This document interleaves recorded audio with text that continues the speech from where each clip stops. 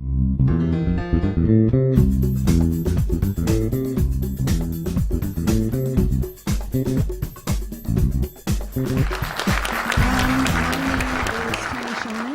used to be Tenny Shonen of Disney Animation Studios, and now I'm Tenny Shonen of SuspendedAnimationGallery.com, representing exclusively non-Disney art by Disney artists. We have a fantastic panel here today. To my left is Sean Sexton and Kira Lehtomaki and Eric Goldberg and Chris Williams. To start, I'm going to let you know that we're talking today about careers in animation and what these experienced pros and semi-experienced pro have been through. These are all mentors at Animation Mentor, and the three gentlemen have mentored in their professional lives as well. So let's go, starting with you, Chris. Tell us a little bit about yourself, and then we'll start with some questions. Okay. Well, first I'll tell you what I haven't done, which is I did not direct Bolt. I've been asked that so many times, and I just see disappointment as they find that it's not me. Chris Williams. But I did meet him actually in Vancouver a couple months ago, which was fun, nice finally meeting him. So we've got this connection.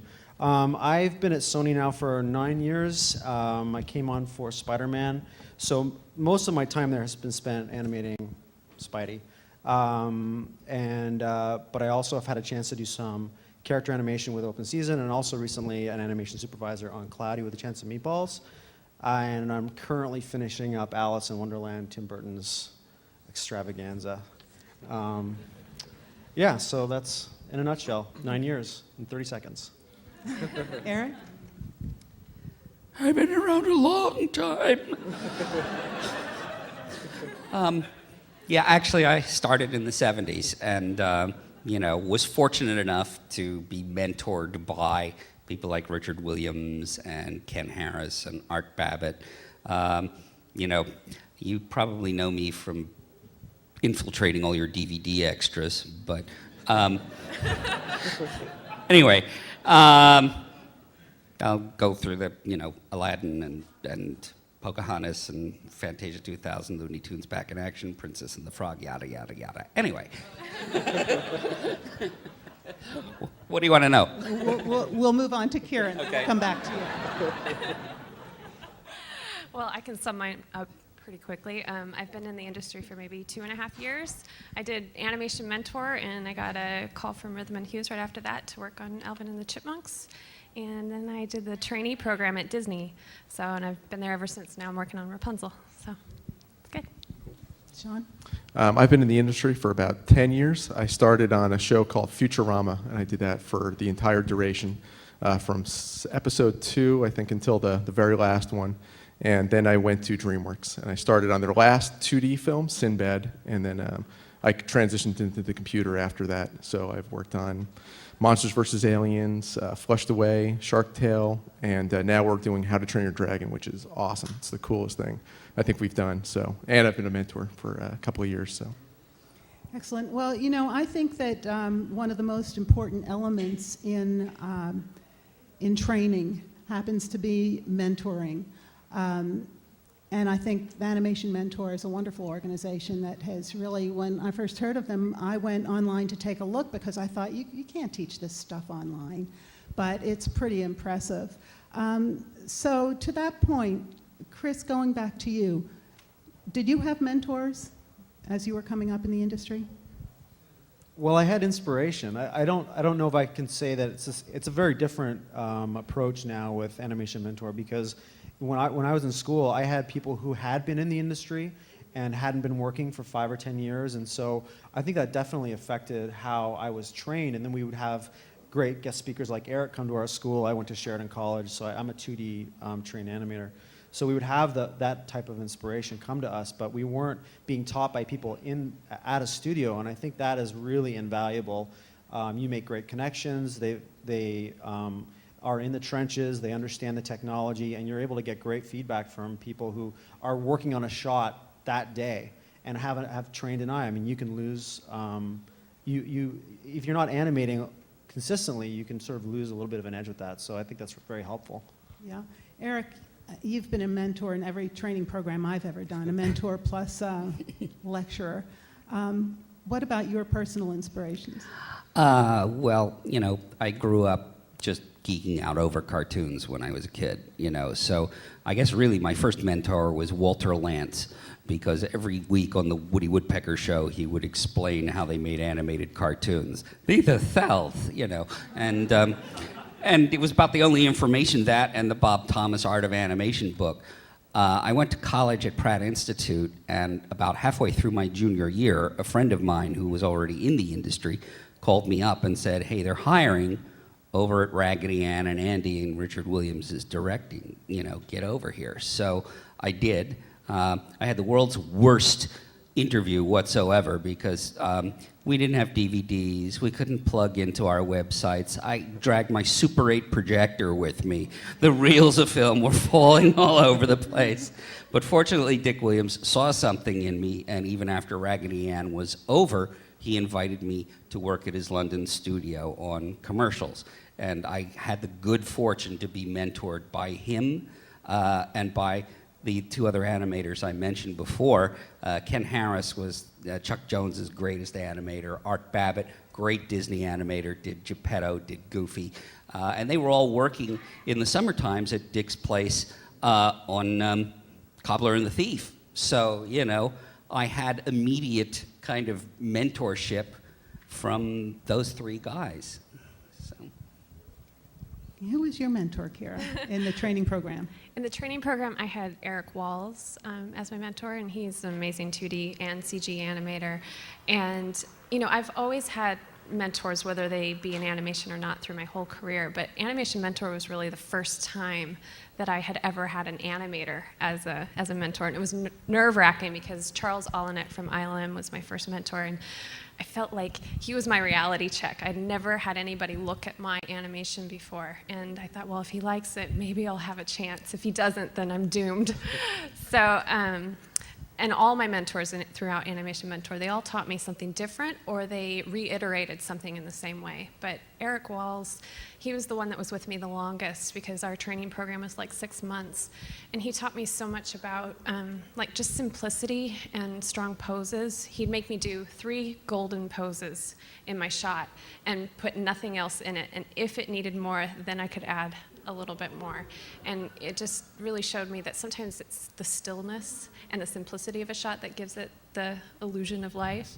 And I just really credit him and people like Eric, who were mentors to all of us in the training program, for the reason why I'm still at Disney. So, yeah, thanks, Eric. How about you, Sean? Anyone special? Yeah, I've had a lot of really amazing mentors. I think the very first mentor that really got me inspired into getting into this was, his name was Kevin O'Hara. And he's actually a mentor at Animation Mentor right now, and he works at Pixar. But it was funny, because the school that I went to was called the Joe Kubert School of Cartoon and Graphic Art. And it was a good comic book school, but they didn't have any animators. We had one guy that actually claimed that he invented the lightsaber effect in Star Wars. But I don't even think he was born in 1977. So, not great teachers. But then we had this guy, Kevin O'Hara, who actually graduated from the school, and he was working at Don Bluth at the time. And he came to teach us. So working with him was just amazing, and just seeing how good he was. And instead of theory, he would actually show you. He would you sit over his shoulder, just like Eric does, and watch him draw. So that really got me into the whole thing, and he was an amazing mentor. And then once I got to DreamWorks, I worked with James Baxter and Ken Duncan and these guys that are just legends in the industry. So I've had some pretty good mentors. How intimidating was that when they were standing over your shoulder watching? I know Oh, that my Andreas Deja would take people's drawings. I had a heart attack. And he would put their drawings on the downshooter and draw over them. Right. Well, And the sweat would just puddle on the floor around people. Absolutely. Not only that, it was weird that you'd sit at your desk and you'd be drawing, you're this close away from your drawings, and then you think everything's kind of working, you shoot on the pencil test, and then you're like, all right, I'm going to go bring my drawings to James. And then as soon as you were standing over his shoulder, I think just the distance, the 3 feet away from your own drawings, over his shoulder, you saw everything that was wrong with it. We used to call it the crap filter. It was like he had this glass screen behind him. You could see all the crap. And then immediately it's like, oh, just give me the drawings. I'll take them back. I don't want you to look at them. Very scary.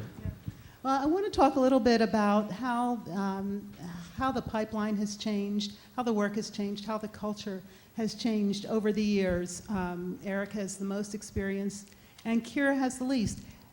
What have you noticed over just a couple of years you've been in the business? Well, I went to school originally for computer science. I had always wanted to be an animator, but I went to school during the confusing time when all of the studios were kind of abandoning hand-drawn animation in favor of CG. And so to guarantee that I could have some sort of job in the industry, I studied computer science. And now at Disney, I have an artistic position, but I have a technical background mostly.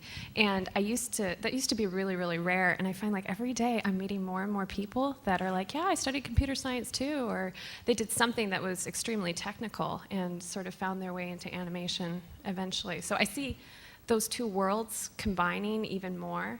But I also it's so nice to see movies like Princess and the Frog being made again, because I feel like there's this newfound nostalgia and respect for the great work of the past. But do you think that trend that you were just describing is going to continue, or does it look like it's going to come full circle and you'll be meeting more people who have traditional backgrounds rather than computer backgrounds? Well, I think it's just the lines are going to be completely blurred, because I even think with the CG films, a lot of us are looking back at hand-drawn stuff to try to find the appeal that's innately present in really good drawings. And so I think the lines between science and technology and art they're not going to be there anymore. Any other thoughts about that? I saw you nodding, Sean. No, yeah, I definitely agree with that. Yeah. Eric, as the person here with the most experience, can you Just say I'm describe- old. I'll always be older than you. Isn't that terrific? What is it that you've noticed? Oh, not so much recently, but maybe before all of this happened. We're all fairly familiar with how things have changed recently. But what about before then? And Well, I got into the business when it wasn't particularly healthy. It's a kind of thing where I know a lot of people worry about getting jobs in today's animation market, and CG is healthier than 2D is at the present. Hopefully that will change in the next couple of years. That said, it wasn't dissimilar when I got into the business. The best anybody was doing was, the Black Cauldron or He-Man and the Masters of the Universe, and it was pretty lousy. But there was a handful of us who wanted to do it anyway, and we got into the industry. We found ways of, hooking up with people who could teach us and perfect our craft. And we knew we were never going to make any money at it, but we continued to do it anyhow because we had such a passion for it. And I would give the same advice to anybody now, regardless of the job market. You have to love this stuff.